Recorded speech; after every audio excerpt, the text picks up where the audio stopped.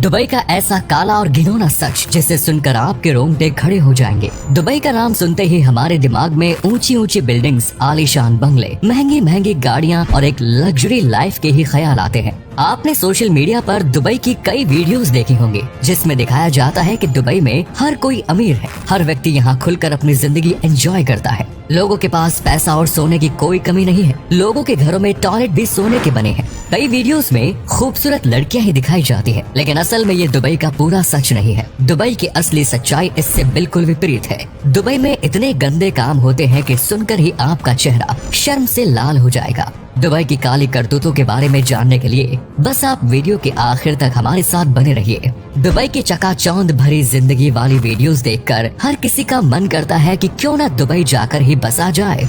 हर साल भारत से हजारों की संख्या में लोग रोजगार की तलाश में दुबई जाते हैं। दुबई ने पिछले 5 दशक में बहुत तेजी से तरक्की की है और इस तरक्की में भारत, बांग्लादेश, नेपाल और पाकिस्तान जैसे देशों के लेबर का योगदान सबसे अहम रहा है। हजारों लाखों लेबर्स को इन देशों से दुबई ले जाया गया और वहां जाकर उन्हें गधा मजदूरी के काम में झोंक दिया गया। मजदूरों को लालच दिया जाता है कि वो 1.5 से 2 लाख रुपए महीने की कमाई आराम से कर लेंगे और पैसों के लालच में लेबर क्लास दुबई जाने के लिए तैयार हो जाती है। पहले तो एजेंट, टिकट, पासपोर्ट और वीजा जैसी चीजों के नाम पर 2 से 3 हजार डॉलर्स लोगों से वसूल कर लेते हैं और उसके बाद वे जब दुबई पहुंचते हैं तो उनकी जिंदगी का सबसे बुरा दौर शुरू हो जाता है। वहां पहुंचते ही सभी लोगों के पासपोर्ट जब्त कर लिए जाते हैं। शुरुआत में 2 से 3 महीने ट्रेनिंग और ऑब्जर्वेशन के नाम पर उन्हें कोई सैलरी नहीं दी जाती। कड़ी धूप में 14 से 16 घंटे उनसे काम कराया जाता है और उन्हें रहने के लिए शहर से कई किलोमीटर दूर लेबर कैंप्स में जगह दी जाती है, जहां एक कमरे में 10 से 15 लोगों को ठहराया जाता है, जबकि उसकी कैपेसिटी सिर्फ 4 से 5 लोगों की होती है। पूरे कमरे में केवल एक पंखा लगा होता है। खाने के लिए रूखा सूखा भोजन दिया जाता है। इतना सब होने के बाद भी लेबर चाहते हुए भी वापस अपने देश नहीं आ पाते, क्योंकि जो पैसा खर्च करके वे वहां पहुंचे हैं उस पैसे की भरपाई करना जरूरी है। बहुत से लोग अपना सामान और जमीन गिरवी रखकर पैसों का जुगाड़ करके दुबई तक पहुंचते हैं और पासपोर्ट न होने के कारण इंडियन एम्बेसी भी उन लोगों की कोई मदद नहीं कर पाती। भारत सरकार के विदेश मंत्रालय के आंकड़ों के मुताबिक पिछले 7 सालों में दुबई में 34,000 भारतीयों की मौत हुई है। रोजाना 5 से 6 लोग दुबई में मर रहे हैं और इनमें एक्सीडेंट या नेचुरल डेथ का आंकड़ा बेहद कम है। अधिकतर लोग सुसाइड करके अपनी जान दे रहे हैं, क्योंकि नरक में रहने के कारण वे अपनी हिम्मत हार चुके होते हैं। न सिर्फ पुरुषों को बल्कि महिलाओं के साथ भी ऐसा ही बर्ताव किया जाता है। डोमेस्टिक वर्कर्स के बहाने मासूम लड़कियों को दुबई ले जाया जाता है, जहां घरों में उनसे 24 घंटे 7 दिन काम कराया जाता है। साथ ही उन्हें वायलेंस और सेक्सुअल हैरेसमेंट का सामना भी करना पड़ता है। यदि कोई लड़की इसका विरोध करती है तो उसे मार दिया जाता है या जेल में बंद कर दिया जाता है। दुबई में वेश्यावृत्ति कानूनी रूप से अवैध है, ऐसा दुनिया को बताया जाता है, लेकिन सच तो ये है कि जितनी वेश्यावृत्ति आज दुबई में हो रही है उतनी तो शायद ही आपको कहीं देखने को नहीं मिलेगी।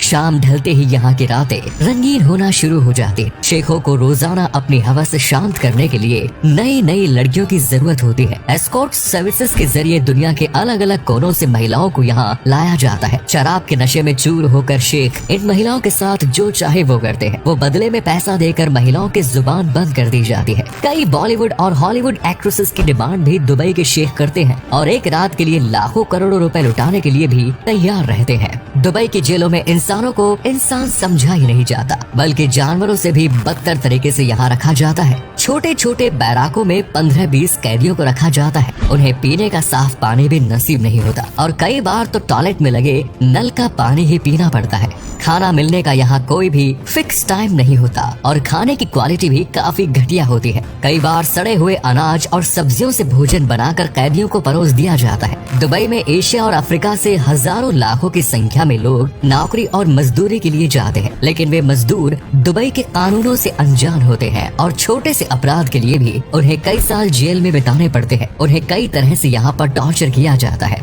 स्पोर्ट्स के नाम पर युवा कैदियों को उल्टा लटकाकर कोड़े और बेल्टों से मारा जाता है। दलील में वहाँ के अधिकारी कहते हैं कि ये उनकी ट्रेनिंग का एक हिस्सा है। संयुक्त अरब अमीरात के पूर्व प्रेसिडेंट मोहम्मद अल जाबी ने बताया था कि एक बार दुबई की जेल में 70 कैदियों को इतनी बुरी तरह मारा गया कि उनके परिवार वाले उन्हें पहचान भी नहीं पाए। जब आपके खुद के घर वाले आपको पहचानने से इनकार कर दे तो आप अंदाजा लगा सकते हैं कि कैदियों के साथ कैसा सलूक किया जाता होगा। दुबई की जेलों में कुरान की क्लास चलाई जाती है और कैदियों को जबरन ऐसी क्लासेस अटेंड करने के लिए कहा जाता है। महिलाओं के बैराक में रात को 10 बजे अंधेरा कर दिया जाता है। इसके बाद कोई भी महिला किसी से बात नहीं कर सकती और न ही कहीं आ जा सकती है। दुबई आज पूरी दुनिया के लिए एक बड़ा खतरा बन रहा है। जिस तरह से ये प्रकृति और पर्यावरण के साथ खिलवाड़ कर रहा है, किसी भी समय महाप्रलय आ सकती है। दुबई में पीने का पानी साफ मौजूद नहीं है। डिसैलिनेशन प्रोसेस के जरिए यहाँ पानी को फिल्टर किया जाता है, जिसमें बड़ी मात्रा में कार्बन का उत्सर्जन होता है। समुद्र के ऊपर मानव निर्मित आइलैंड्स बनाए गए हैं, जिनके लिए समुद्र के तट से रेत को बाहर निकाला गया।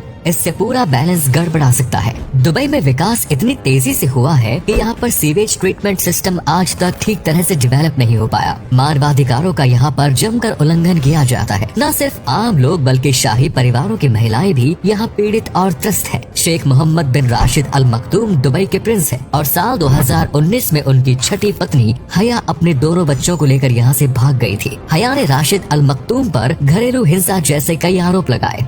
इसके बाद दोनों का तलाक हो गया। साल 2020 में राशिद अल मखदूम की बेटी लतीफा भारत के गोवा राज्य के पास गई थी। वो भी अपने पिता से परेशान होकर घर छोड़कर भागी थी। लतीफा ने बताया कि उसके पिता उसे जबरन घर में बंदी बनाकर रखना चाहते हैं। लेकिन सवाल ये आता है कि यदि दुबई में इतने सब गंदे काम होते हैं और ये देश इतना घिनौना है, तो इसके बारे में लोगों को पता क्यों नहीं चल पाता और क्यों लोग दुबई जाने के लिए उतावले हुए रहते हैं? इसके पीछे का कारण है centralised control on media. Dubai में मीडिया के अधिकार बहुत सीमित है। मीडिया दुबई के बारे में कुछ भी नेगेटिव नहीं पब्लिश कर सकती। दुबई में जो लेबर कैंप्स होते हैं वह मुख्य शहर से 40 से 50 किलोमीटर दूर बनाए जाते हैं, जिस कारण पर्यटकों को उन कैंप्स के बारे में भी कभी पता नहीं चल पाता। शेखों की पार्टियां काफी प्राइवेट रहती हैं और दुबई ऐसा कर क्यों रहा है? इसका सीधा सा जवाब है टूरिज्म को बढ़ावा देना। यदि दुबई के ये सभी काले सच लोगों को पता चल जाए तो भला कौन दुबई जाना पसंद करेगा और कौन रोजगार के लिए अपने परिवार को छोड़कर दुबई जाएगा?